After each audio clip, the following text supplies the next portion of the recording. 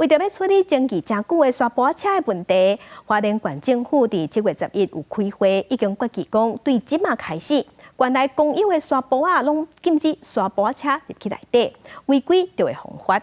这个禁令一出来了后，业者是感觉真无奈，呼吁县政府讲爱设一个专区，互因会当合法做生意。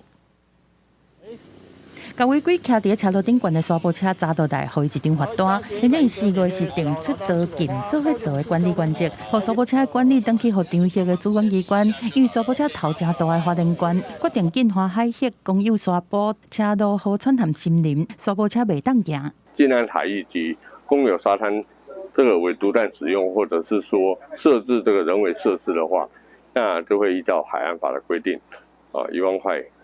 以上5万块以下的罚款，不太适合，因为这个毕竟也是可以促进那个花莲的观光。骑沙坡车欣赏大海的美景，是最近花莲真红的观光活动。即马县府是发布禁令，按照各张协的法令来罚，或早就接旅行社合作订单的业者要扣无目屎，最好先营业才搁讲。自行吸收，对，可以分期付款就分期付款。滩上有一些设施啊，是不是政府啊有一些配套的措施？南花莲宜兰南澳的新碧海沙坡，5月中度行政院列作是危险场域，禁行沙坡车。政府嘛讲，业者若伫咧无经营许可的沙坡顶悬驶，就是违规。业者未取得经营许可，而在沙滩上